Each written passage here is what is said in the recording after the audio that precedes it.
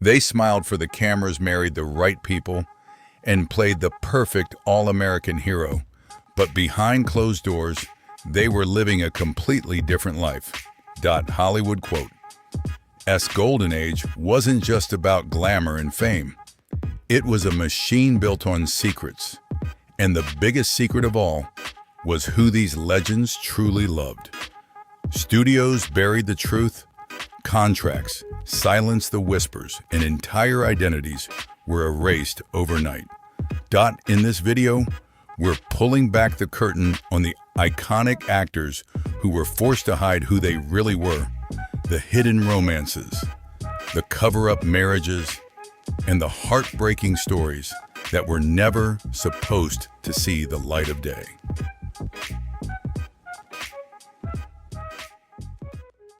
Montgomery Clift.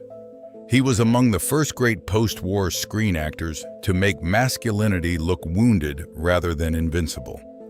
Films like Red River, A Place in the Sun, From Here to Eternity and Judgment at Nuremberg established him as an intensely interior leading man, brooding, vulnerable, and magnetic in ways Hollywood had rarely seen before. The studios could sell that sensitivity on screen, but only within careful limits. Later biographers described relationships with men, emotional complexity, and a life conducted with deliberate discretion. Some writers called him gay, others argued bisexual. Clift himself never publicly addressed his sexuality, and the historical record remains incomplete. The pressure surrounding him was enormous. He came up inside a studio system where gossip columnists could destroy careers overnight. After his severe 1956 car accident, which permanently altered his appearance, his pain visibly deepened, and audiences began watching his decline almost as closely as his performances. Clift died in New York City in 1966, just 45 years old. Obituaries honored the talent and the tragedy. Later books and documentaries kept searching for the private man, reaching us through biography and memory rather than direct confession. Hollywood gave Montgomery Clift brilliance. It never gave him peace.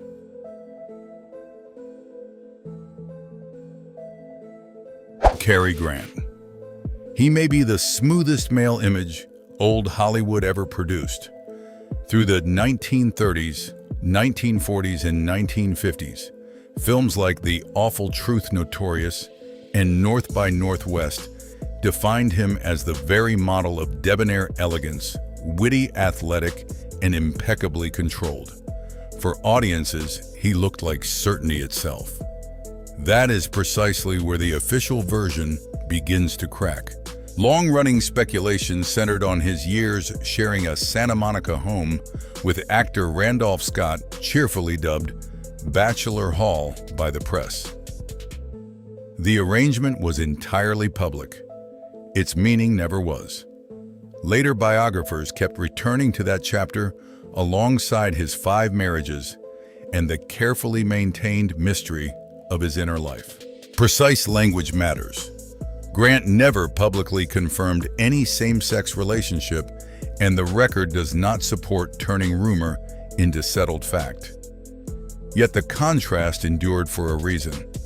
Before Stonewall, even a whisper could threaten a star's entire standing. Grant navigated everything through charm and iron self-control. He died in 1986, remembered as Hollywood's perfect gentleman. Later, historians kept quietly asking what that gentleman had been required to hide.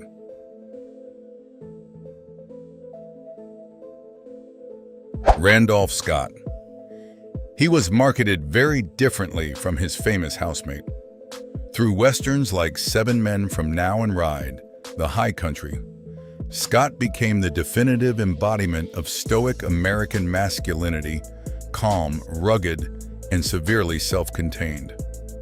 Where Cary Grant represented urban Polish, Scott represented frontier certainty and moral simplicity.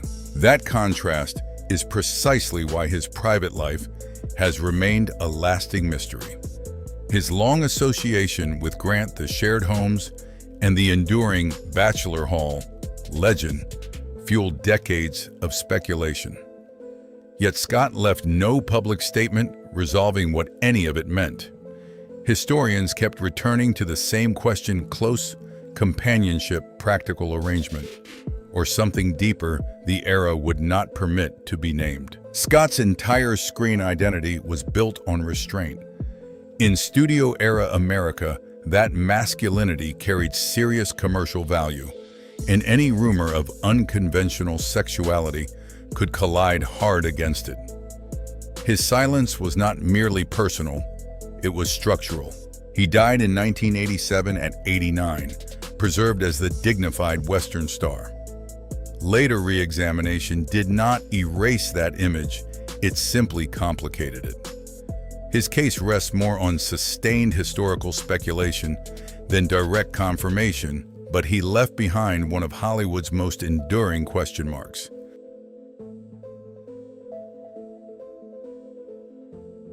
Ramon Novarro. He belonged to a considerably more dangerous Hollywood.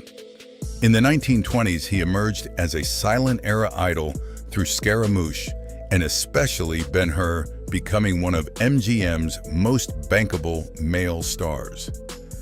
Following Rudolph Valentino's death in 1926, the studio promoted him as the preeminent Latin leading man in American cinema. He was handsome, refined, and enormously marketable, and that image demanded constant protection. Biographers have situated Novarro's relationships with men within the broader story of how early Hollywood systematically demanded concealment. He never publicly came out, and modern identity labels do not translate cleanly across nearly a century. The pressures were extraordinary. Silent-era Hollywood operated simultaneously under gossip, culture, moral policing, and pervasive ethnic prejudice. A male idol could be worshipped on screen while remaining entirely trapped in private. He was murdered at his Los Angeles home in 1968, and the brutality of his death forced his private life into public discussion that decades of silence had prevented. Obituaries recalled Ben-Hur and the Golden Fame. Later writing remembered something harder: how vulnerable a star could become after a lifetime of enforced concealment. His story feels less like scandal than an indictment of the world that demanded the silence.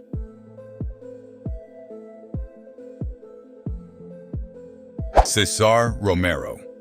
He survived Hollywood by never allowing the public record to settle too clearly.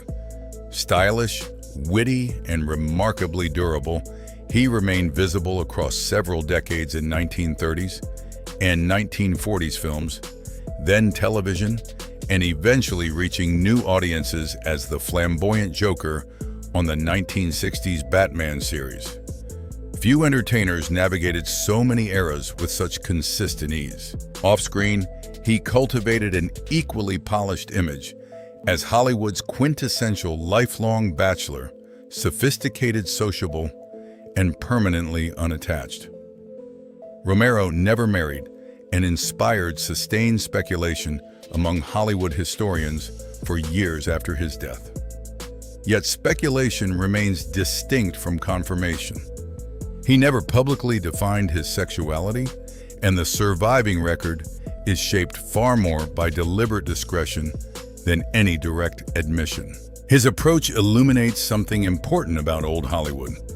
The studio system tolerated ambiguity, provided it stayed elegant and deniable. A star who avoided public rupture and prevented gossip from hardening into documented fact could keep working indefinitely. He died in 1994. Popular memory celebrated the entertainer, the trademark mustache, and the remarkable longevity. Later cultural memory asked a quieter question: how many men survived simply by refusing to leave a readable record. In Romero's case, the blur was almost certainly the strategy.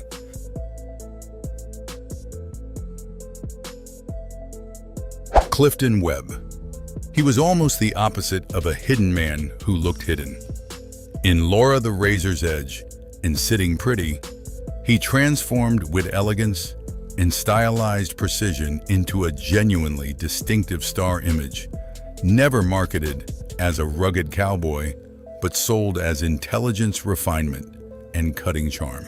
Later cultural memory frequently reads Webb through a queer-coded lens. Film scholars have written about how mid-century Hollywood permitted mannered sophistication on screen while firmly refusing direct acknowledgement off it.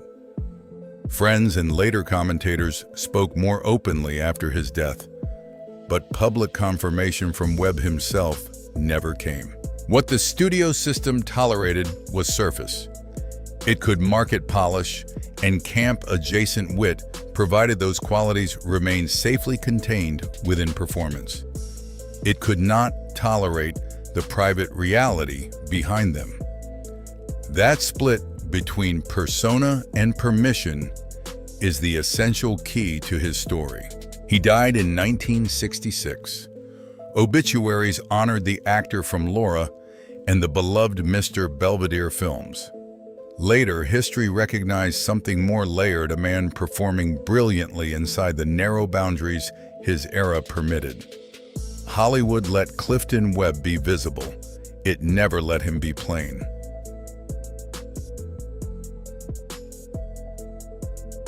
Roddy McDowall. He represents a genuinely different kind of silence. He was not a distant icon. Frozen in one decade, he was simply everywhere. A child star in How Green Was My Valley and Lassie Come Home.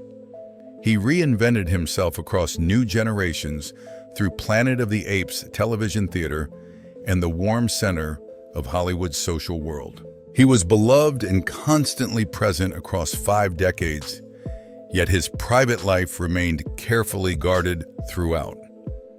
Later biographies consistently describe him through close friendships, discreet inner circles, and a sense that many people around him understood far more than the public ever did.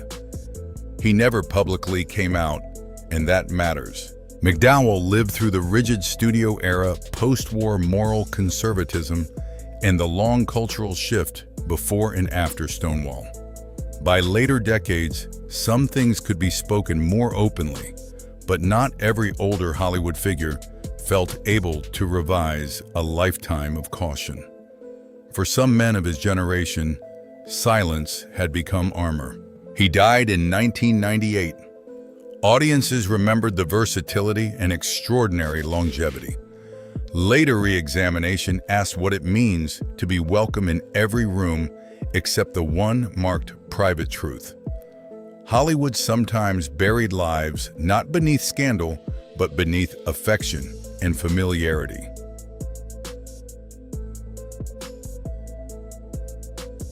Van Johnson. He may be the clearest example of studio-manufactured heterosexual safety. At MGM throughout the 1940s, he became the freckled, clean-cut, all-American favorite in A Guy Named Joe, 30 Seconds Over Tokyo, and later The Caine Mutiny. He projected wholesomeness and cheerful reassurance. During World War II, that carefully constructed image carried enormous commercial value. Later biographers have described Johnson as a star whose public life was meticulously managed marriages, dating publicity, and rumors requiring active containment.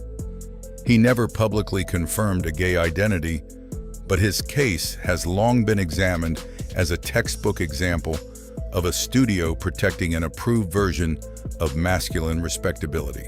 That systematic management was neither unusual nor accidental. Gossip columnists wielded genuine power. Studios maintained morals clauses and strong financial incentives to keep audience fantasy intact. Johnson's boy-next-door appeal was not simply personal charm, it was deliberate product design. He died in 2008 among the last surviving matinee idols of the old studio system. Popular memory preserved the likable star.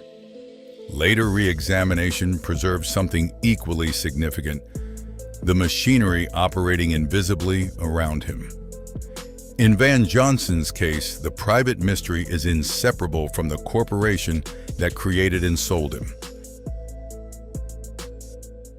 Thank you for watching. Don't forget to like, share, and subscribe to the channel so you don't miss any new videos. See you in the next one.